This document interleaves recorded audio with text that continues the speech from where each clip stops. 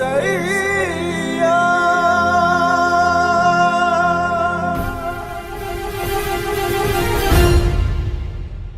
లూకా సువార్త 12వ అధ్యాయం 35వ వాక్యం. మీ నడుములు కట్టుకొని ఉండనివ్వుడి, మీ దీపములు వెలుగుచూ ఉండనివ్వండి. మీ నడుమును కట్టుకోండి, మీ దీపములు వెలుగుచూ ఉండనివ్వండి. వాక్యమైన దేవునికి హల్లెలూయా చెప్పండి. హల్లెలూయా. మీ దీపములు వెలుగుచుండనియుడి, మీ నడుముని కట్టుకోండి. నడుము కట్టుకునేదానికి దీపాలు వెలిగేదానికి ఏమన్నదా అర్థమవుతుందా? నడుము కట్టుకుంటే దీపం వెలుగుతుందా? కొంచెం విచిత్రంగా ఉంది. యేసు ప్రభు చెప్పే ప్రతి మాట చాలా లోతుగా ఉంటుంది.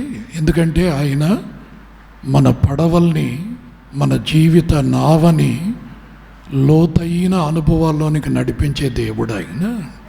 దరిలోనే ఉండబాకండి. విశ్వాసి సముద్రపు దరిలో ఉంటే బురద నీళ్లు తాగుతావు. యేసు ప్రభుతో కూడా మన జీవిత నావని లోతుల్లోనికి నడిపిస్తే ఆ లోతుల్లో దొరుకుతున్నటువంటి ఆ రతనాలు వేరు, ఆ సమృద్ధి అయిన చేపలు వేరు. గనుక యేసు ప్రభు చెప్పే ప్రతి మాట చాలా లోతుగా ఉంటుంది. మీ దీపాలు వెలగనివ్వండి, వెలుగుతూ ఉండనివ్వండి. మీ నడుమును కట్టుకోండి. నడుముని కట్టుకుంటే దీపాలు వెలుగుతూ ఉంటాయట. దీపం ఇలా చెప్పినటువంటి యేసయ్య దానికి వివరణ కూడా ఇస్తున్నాడు. దానికి వివరణ చదువుదాం. యోహాను సువార్త 13వ అధ్యాయం 4వ వాక్యం. భోజన పంక్తిలో నుండి లేచి తన పై వస్త్రము అవతల పెట్టివేసి ఒక తువాలు తీసుకొని నడుమునకు కట్టుకొనెను. ఆ వాక్యానికి యేసు ప్రభు దాన్ని పూర్తిగా మనకు అర్థమయ్యేటట్లు ఆయన చెప్తున్నాడు. అర్థం కాకుండా చెప్పి వదిలేయడు, జుట్టు పీక్కునేటట్లు చేయడు. యేసయ్య మనకు పరలోక జ్ఞానాన్ని అనుగ్రహించి వాటిని అర్థం చేసుకునే కృపనిస్తాడు. గనుక మీ దీపములు వెలుగుచూ ఉండాలి అని చెప్పనంటే మీ నడుముని కట్టుకోండి. ఇప్పుడు ఇక్కడ యేసు ప్రభు తండ్రి దగ్గర నుంచి వచ్చినటువంటి కుమారుడు. ఆ పై వాక్యాలను మనం చదివితే పరలోకములో నుండి వచ్చినవాడు. ఆయన పని పూర్తవుతా ఉంది. ఆ పూర్తయిపోయినటువంటి ఆ పని సమీపించినటప్పుడు యేసు ప్రభు ఆఖరి రోజుల్లో ఈ యొక్క ఉపమానాలు తీసుకుని వస్తున్నాడు. మీ దీపములు వెలుగుచూ ఉండాలి అని చెప్పనంటే మీ నడుముని కట్టుకోవాలి. అందుకని ఆయన పై వస్త్రము తీసివేసి ఒక తువాలు పనివాడు కట్టుకుంటాడు కదా, ఆ విధంగా నడుము కట్టుకొని అక్కడ ఒక పళ్ళెం తెప్పించుకొని నీళ్లు పోసుకొని శిష్యుల పాదాలు కడగటం మనం చూస్తున్నాం. అంటే దీనికి అర్థం ఏమిటి అని చెప్పనంటే మీ దీపము వెలిగించబడింది. నీ ఆత్మ దీపము వెలిగించాడు ఆయన. అంటే రక్షించబడ్డావు. రక్షించబడినటువంటి నీవు వెలిగించబడినటువంటి ఆ దీపము ఆరిపోకూడదు. అది ఆరిపోతే మరలా నీ కుటుంబంలోనికి విష సర్పాలు వచ్చి చేరుతాయి. ఆ దీపం ఆరిపోతే నీ శరీరం అంతా చీకటిమయమైపోద్ది. నీ కుటుంబాన్ని నువ్వు కట్టుకోలేవు. గనుక ఆదాము జీవితంలో ఆరిపోయినటువంటి దీపం అది. యేసుక్రీస్తు ద్వారా నిజమైనటువంటి వెలుగు లోకానికి వచ్చినటువంటి యేసయ్య, ఆయన ద్వారా మన దీపము, ఆరిపోయిన మన దీపము వెలిగించబడింది. వెలిగించబడ్డాను, రక్షించబడ్డాను, నాకు ఇంకేం పర్వాలేదు, ఏమండి ఆరాధనకి రాకపోయినా పర్వాలేదు. బాగా గమనించండి. కాదు, నువ్వు దేవునికి దూరం అయ్యే కొలది వెలుగుతున్నటువంటి నీ దీపము మకమకలాడిపోయే పరిస్థితి వస్తుంది. అంత వెలుగు ఇవ్వదు. వెలుగుతుంటే అది గుడ్డు మంచి పని. ఈ కిరసనాయిల బుడ్డీలు అంటారు ఆ రోజుల్లో, అది ఈ రోజుల్లో లేదు. కానీ ఈ రోజుల్లో నీకు జ్ఞాపకం వచ్చేదానికి ఈ ఎలక్ట్రిసిటీలో కూడా దేవుడు గొప్ప కార్యం చేశాడు. వర్షం వచ్చిందనుకో, వీధుల్లో ఉన్నటువంటి లైట్లు గుప్పు గుప్పుమని కొట్టుకుంటూ ఉంటాయి. అదే మాదిరిగా మన దీపము ఆరిపోయే ప్రమాదానికి రాకూడదని, మన ఆత్మీయ జీవితంలో తిరిగి మరలా పాపము అడుగు పెట్టకూడదని, మన కుటుంబంలో ఉన్నటువంటి శత్రువుని గమనించి ఆ శత్రువు చేతుల్లో నుంచి మన బిడ్డల్ని కాపాడుకోవాలి, మన సంపాదనని కాపాడుకోవాలి, మన చేతి పనుల్ని కాపాడుకోవాలి. నీ కుటుంబము క్షేమంగా ఉండాలి. అది ఎప్పుడని చెప్పనంటే నీ దీపము వెలుగుతూ ఉన్నప్పుడు. ఆమేన్. దీపము వెలుగుతూ ఉండాలి గనుక ఆయన మనకు నేర్పిస్తున్న పాఠం ఏమిటంటే, నీవు నీ నడుముని కట్టుకో. నీ నడుముని నువ్వు ఎప్పుడైతే తువాలుతో దట్టితో కట్టుకుంటావో నీ ఆత్మదీపం వెలుగుతూ ఉంటుంది. నువ్వు వెలిగితే నీ కుటుంబంలో వెలుగుంటుంది. నీవే నీ కుటుంబానికి వెలుగు, దీపస్తంభం మీద పెట్టబడిన వెలుగు నువ్వు. కనుక నీ దీపం ఆరిపోకూడదు. ఆరిపోకుండా ఉండుటకు ఆయన మనకు చూపుతున్న మార్గం ఏమిటని చెప్పనంటే నడుముని కట్టుకున్నాడట. ఈ నడుముని కట్టుకునే ఆ యొక్క విషయంలో మనకు అర్థమయ్యే భాష ఎలా ఉంటుందని చెప్పనంటే, నడుముని కట్టుకోవటం ద్వారా పరిచర్య.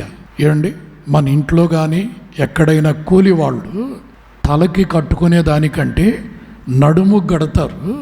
భుజాల మీద సిమెంట్ బస్తా వేసుకునేటప్పుడు, వీపు మీద భారాన్ని మోసేటప్పుడు, బరువులు మోసేటప్పుడు తలకి కట్టుకునే దానికంటే నడుము కడతారు. కనుక నేను చెప్పే ఈ ఆత్మ సంబంధమైనటువంటి మాటలు ఏమిటంటే, నీ నడుముని కట్టుకుంటున్నావు అని చెప్పనంటే దానిలో ఒక తగ్గింపుతనం కనబడుతుంది. అందులో పరిచర్య ధర్మం కనబడుతుంది. ఈ పరిచర్యను ప్రారంభించిన దాంట్లో మొట్టమొదటి మాట తగ్గింపు. నీ దీపము వెలుగుతూ ఉండాలి అని చెప్పనంటే నీలో తగ్గింపుతనం ఎప్పుడూ కనబడుతూనే ఉండాలి. రెండవది పరిచర్య. దేవుని కొరకు నువ్వు చేస్తున్నటువంటి పరిచర్య, అది మందిరంలో కానీ నీ కుటుంబంలో కానీ, నీ కుటుంబంలో నువ్వు ఒక సేవకుడివి, నువ్వు ఒక సేవకురాలివి. నీ క్రియల ద్వారా దేవునికి మహిమ కలుగుతుంది. నీ ప్రవర్తన ద్వారా దేవుని నామానికి ఘనత వస్తుంది, సంఘానికి క్షేమం కలుగుతుంది. గనుక నీవు మందిరములో పరిచర్య చేస్తున్న నీ కుటుంబములో కూడా పరిచర్య చేస్తూ ఉంటూ ఆ పరిచర్య ధర్మం జరిగిస్తావు. అది ఏమిటని చెప్పనంటే నీ నోటికుంట వస్తున్న మాట, ఒక వ్యక్తిని ప్రభువు కొరకు ఆకర్షించే మాట, ఒక వ్యక్తిలో ఉన్నటువంటి బాధని దూరపరిచే ప్రేమతో కూడినటువంటి మాట. ఇవన్నీ వెలుపల అన్యజనుల మధ్యలో, నీ రక్త సంబంధికుల మధ్యలో, ఏమండి అవిశ్వాసుల మధ్యలో నువ్వు చేస్తున్నటువంటి పరిచర్య ధర్మం. హల్లెలూయా. గనుక యేసు ప్రభువే తువ్వాలు కట్టుకొని నడుముకి తగ్గింపుతనాన్ని చూపించాడు, శిష్యులకి పరిచర్య ధర్మాన్ని నేర్పించాడు. పరిచర్య ధర్మం ఒకరిని ఒకరు ప్రేమించుకునేది, ఒకరిని ఒకరు ఆదరించుకొని, ఒకరిని ఒకరు గౌరవించుకొని, ఒకరి కొరకు ఒకరు ప్రార్థన చేసుకొని సియోను యాత్రలో సాగిపోయే ప్రయాణం. యేసు ప్రభు తండ్రి వద్దకు వెళ్ళే సమయం అది. పైన మీరు చదువుతూ వస్తే తండ్రి వద్దకు వెళ్ళే సమయం వచ్చింది కనుక ఆయన నేర్పిస్తూ ఉన్నాడు. గమనించండి. రెండవదిగా మనం చూద్దాం, సామెతల గ్రంథం 31వ అధ్యాయం 17వ వాక్యం 18వ వాక్యాన్ని కూడా చదువుకుందాం. ఆమె నడికట్టు చేత నడుము బలపరుచుకొని చేతులతో బలముగా పనిచేయును, తన వ్యాపార లాభము అనుభవము చే తెలుసుకొనును. రాత్రి వేళ ఆమె దీపము ఆరిపోదు. ఆమేన్. దీపము వెలుగుతూ ఉండాలి. కనుక మనం ఏం చేయాలి అని చెప్పనంటే నడుమును కట్టుకోవాలి. ఈ నడుము దేనికి సాదృశ్యంగా ఉంది? ఒక వ్యక్తి నిలబడాలి అని చెప్పనంటే నడుముల్లో బలం ఉండాలి. ఈ పై భాగానికి కింద భాగానికి మధ్యలో ఉన్నదే నడుము. ఆ నడుము ఎప్పుడైతే బలహీనంగా ఉంటుందో, ఆ నడుము ఎప్పుడైతే నిలబడలేనటువంటి పరిస్థితుల్లో ఉంటుందో, వాళ్ళు దేవుని వాక్యములో నిలబడలేరు, విశ్వాసములో నిలబడలేరు, ప్రార్థనలో నిలబడలేరు. ఎందుకంటే ఆత్మీయ జీవితంలో నిలబడే ఆ యొక్క శక్తి ఆ నడుములకు లేదు, ఆ ఎముకలకు లేదు. గనుకనే ఆయన సపోర్ట్ ఇస్తున్నాడు. ఏమిటా సపోర్ట్ అంటే నడికట్టు. దానినే మనం ఇంకొంచెం ముందుకెళ్ళి చూస్తే చదవండి మరొక వాక్యాన్ని. పేతురు మొదటి పత్రిక 1వ అధ్యాయం 13వ వాక్యం. కాబట్టి మీ మనస్సు అను నడుము కట్టుకొని. ఆమేన్. ఈ నడుముని దేనికి పోల్చి పరిశుద్ధాత్మ దేవుడు మనకు చెప్తున్నాడంటే మీ మనస్సు అన్నటువంటి నడుముని కట్టుకోండి. మామూలుగా మనం నిలబడేదానికి కట్టుకుంటాం, కొంచెం సపోర్టు. కానీ ఆత్మీయ అనుభవంలోకి వస్తే ఈ నడుముని మనసుకు పోల్చాడట. మీ మనస్సు అన్నటువంటి నడుముని కట్టుకోండి. ఇంకొక వాక్యాన్ని కూడా చదవండి. ఎఫెసీ పత్రిక 6వ అధ్యాయం 14వ వాక్యం. ఎలాగనగా మీ నడుమునకు సత్యము అను దట్టి కట్టుకోండి. ఆమేన్. హల్లెలూయా. ఆయన మిమ్మల్ని వాక్యం మిమ్మల్ని నిలబెడుతుంది.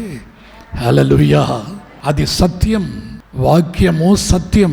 ఆ వాక్యం అనే దట్టిని మీ నడుము కట్టుకోండి. మీ పర్సనల్లోకి వస్తే, మీ వ్యక్తిగత జీవితంలోకి వస్తే మీ మనస్సు అనే నడుమును కట్టుకోండి. హల్లెలూయా.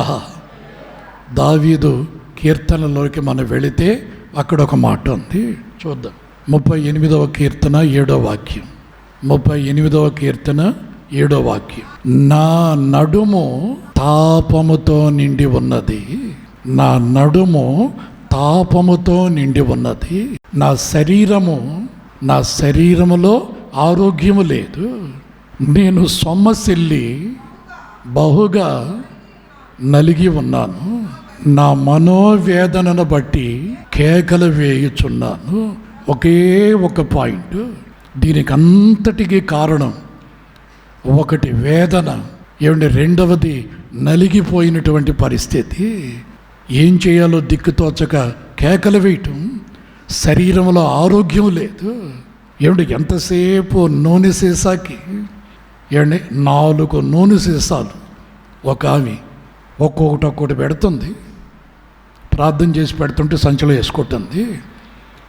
ముందేమో ఇంత బుడ్డది కూతురు, సంఖలో ఒకటి, వెనకాల కూడా ఉన్నాడు పిల్లాడు.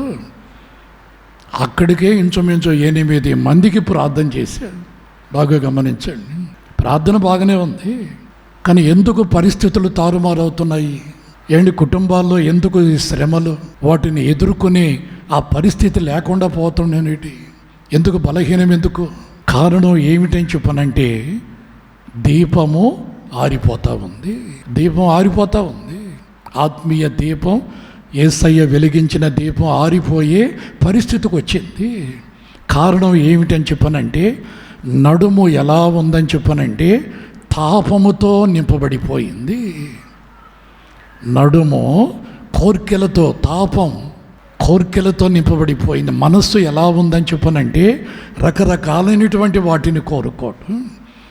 మనుషుల్ని కోరుకుంటున్నారు, వస్తువుల్ని కోరుకుంటున్నారు, ఆ పక్కన ఉన్నటువంటి స్థలాలు కోరుకుంటున్నారు. ఇది నాది, అది నాది, ఇది నాది అని చెప్పని అంటున్నారు. అరే మీ దీపం ఆరిపోద్దురా బాబు. యేసయ్య వెలిగించినటువంటి ఆ క్రైస్తవ్యం అన్నటువంటి దీపము ఆరిపోద్ది. దాన్ని జాగ్రత్త పరచుకోండి. ఆ ఆ దీపం ఆరిపోకుండా ఉండుటకు ఇవన్నీ ఒక చాటు. తగ్గింపుతనం అనేది ఆ దీపానికి ఒక చాటు. పరిచర్య ధర్మము జరిగించటం అనేది దీపము ఆరిపోకుండా చేతులు అలా పెట్టటం. ఆ దీపానికి ఒక గాజుతో చేసినటువంటి ఆ యొక్క బుడ్డిని దాని మీద పెడితే ఇలా కొట్టుకునే లాంధ్ర. నాకు తెలిసిలేమో లాంధ్ర వేరు, నేను చెప్పేది కిరసనాలి బుడ్డి. కొంచెం గొప్పవాళ్ళ ఎండల్లో ఆ రోజుల్లో లాందర్లు ఉంటాయి. లాందర్లు అవి కూడా కొనలేనటువంటి పరిస్థితుల్లో ఉన్న పేద కుటుంబాలలో ఏమంటే మందులు సీసా ఉండలే, ట్యానికి సీసాలు అంతంతవి.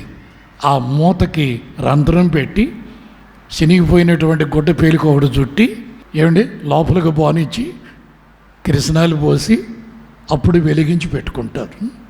ఆ స్థితి మీకు ఉందో లేదో ఆ రోజుల్లో నాకు తెలియదు. నేను ఆ స్థితిలో నుంచి వచ్చినటువంటి వాడిని గనుక ఎవరి దీపము వెలుగుతూ ఉంటుందో వారిలో వాళ్ళ మనస్సు కంట్రోల్లో ఉంటారు, వాళ్ళ మనస్సుని కంట్రోల్లో పెట్టుకుంటారు. గనుక మనస్సు అన్నటువంటి నడుముని కట్టుకోండి. సత్యము అన్నటువంటి దట్టితో యేసు నామమే సత్యం గనక దానిని కట్టుకొని మీరు నిలబడండి.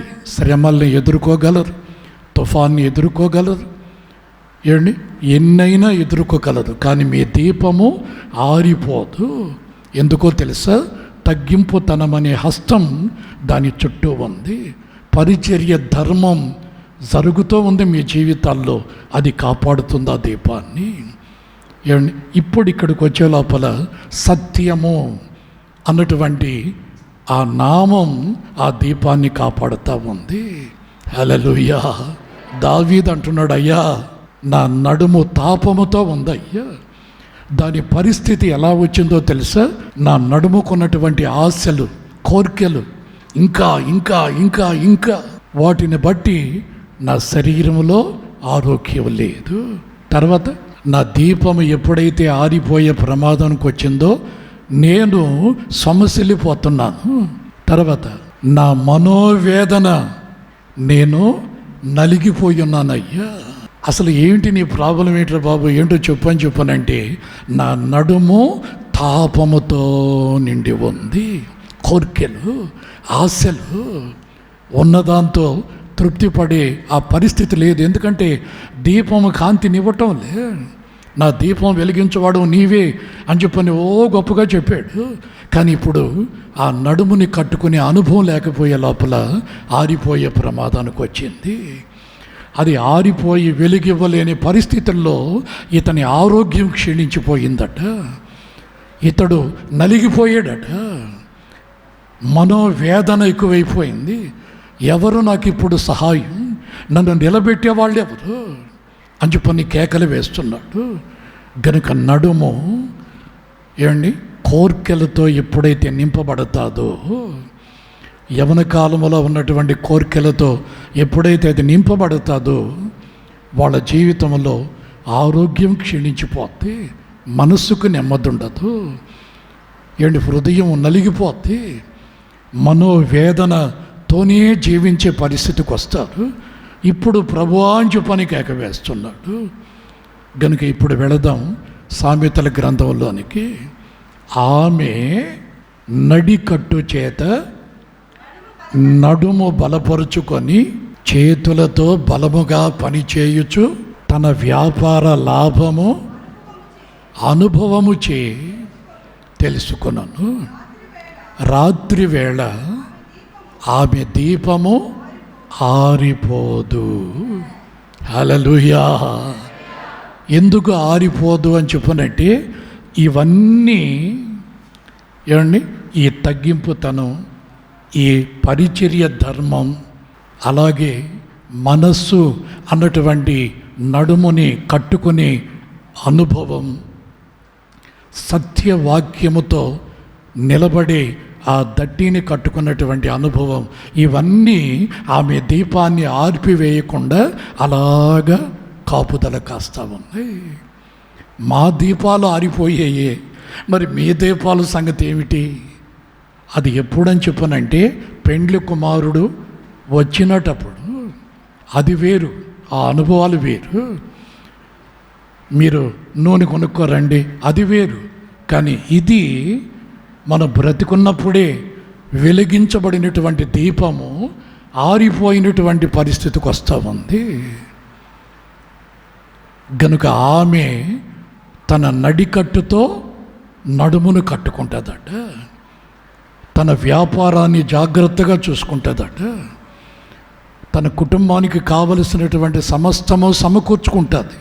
తన కుటుంబానికి ఆమె ఒక సేవకురాలు, ఒక సేవకుడు, ఒక సువార్థికుడు, ఆత్మచేత నడిపించబడే ఒక నాయకుడు.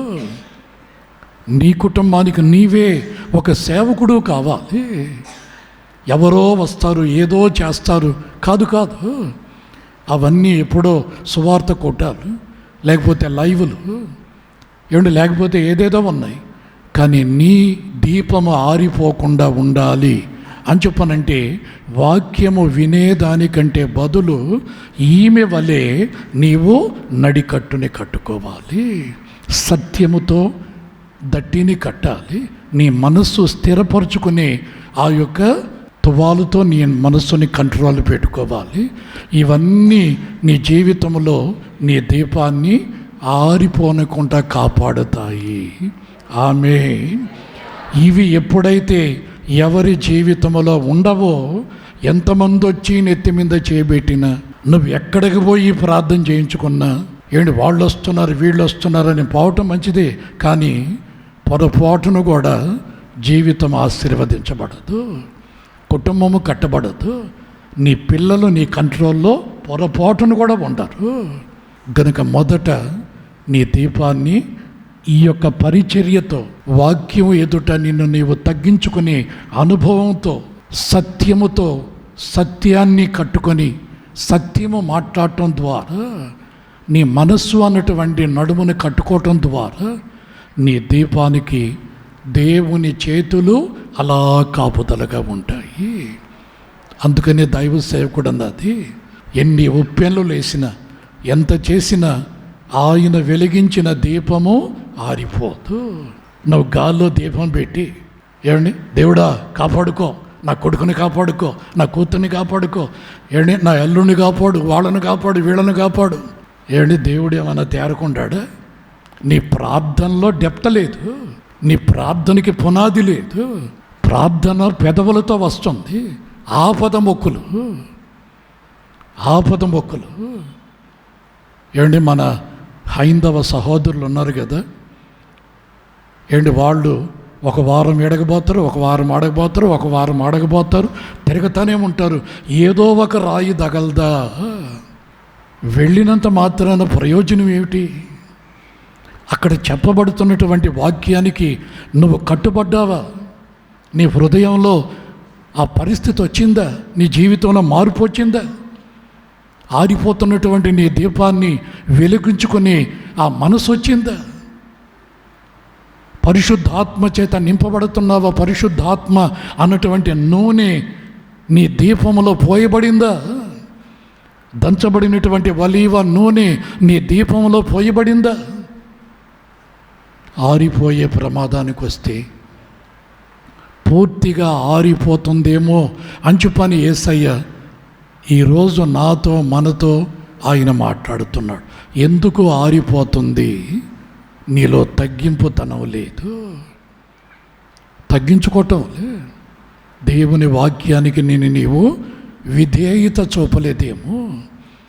రెండవది, మందిరములోనే చిమ్మి, మందిరములోనే పరిచర్య చేసి ఆహా ఓహో అనిపించుకునేది ఒకటి, కానీ వెలుపల నీ చుట్టుప్రక్కల నీ బంధువుల మధ్యలో నువ్వు వెళుతున్నటువంటి ఫంక్షన్లలో అక్కడ నీ సాక్ష్యం, నీ పరిస్థితి ఏమిటి?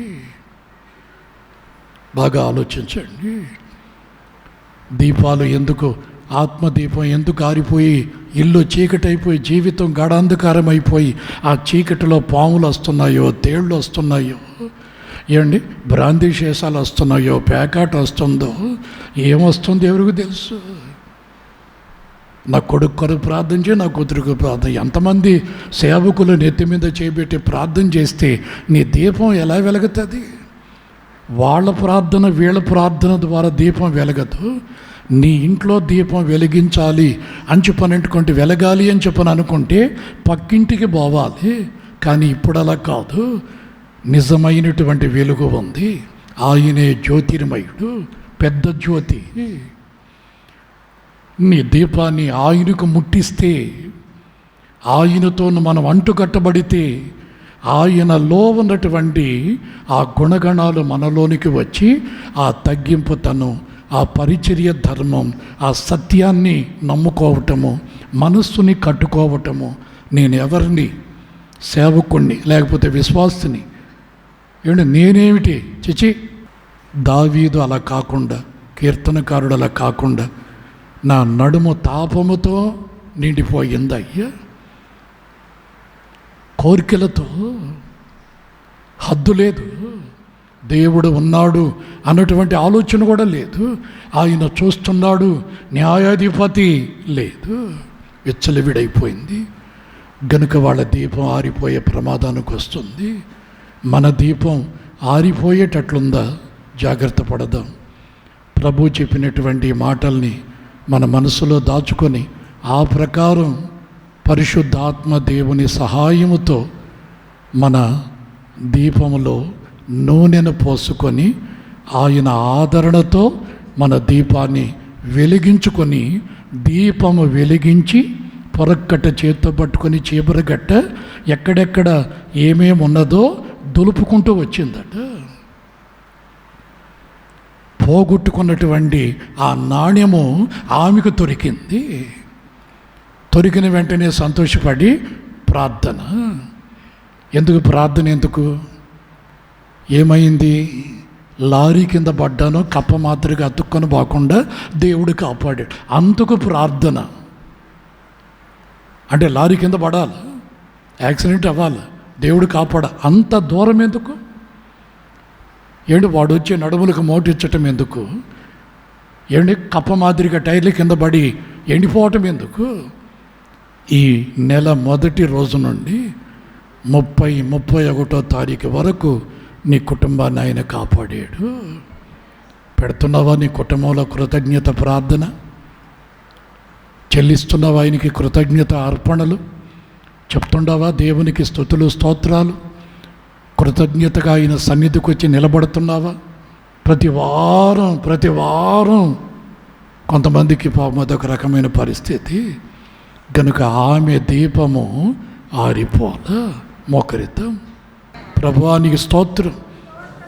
ఈ మాటలు వివరించి మాకు నోటి నిండా ఇచ్చినందులకై స్తోత్రం. బలహీనుణ్ణి వాడుకున్నావు ప్రభు. నీకు వ్యతిరేకంగా బ్రతుకుతున్న నన్ను నువ్వు స్వాధీనపరుచుకున్నావు ప్రభు. ఇది నీ కృప, ఇది నీ కృప, ఇది నీ కృప. ఈరోజు నీ కొరకు నిలబడుటకు శక్తినిచ్చిందులకై నీ స్తోత్రం చెల్లిస్తూ, ప్రతి ఒక్కరూ సంఘములో ఒకరోజు నీ ఎదుట నిలబడాలి ప్రభు.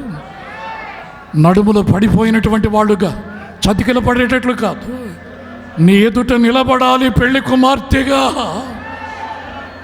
కృపచేత నింపి నడిపించమని ఈ రాత్రికి జరగబోయే సంపూర్ణ రాత్రి ప్రార్థనలో కూడా మీరు నాతో, మాతో, మా అందరితో మాట్లాడమని ఆ అవకాశం ఇచ్చినందులక మీకు స్తోత్రం చెల్లిస్తూ, నీ బిడ్డలు దాన్ని సద్వినియోగపరుచుకునే దానికి కృపానుగ్రహించి నడిపించమని యేసు నామములో ప్రార్థిస్తున్నాను తండ్రి.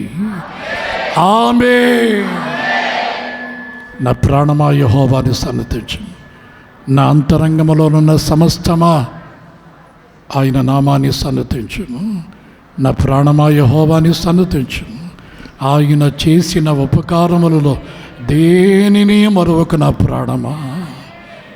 మన తండ్రి అయిన దేవుని ప్రేమ, కుమారుడైన యేసుక్రీస్తు కృప, పరిశుద్ధాత్ముని యొక్క సన్నిధి సహవాసం మనకును సకల పరిశుద్ధులకు తోడై కృపాక్షేమాలతో నింపి ఒకరోజు ఆయన ఎదుట మనల్ని నిలబెట్టునుగాక. ఆమేన్. హల్లెలూయా. దేవుడే మీకు తోడై అన్ని విషయాలలో మీకు సహాయకుడై ఉండునుగాక. ఆరాధన నీకే యేసయ్యా, ఆరాధన నీకే యేసయ్యా.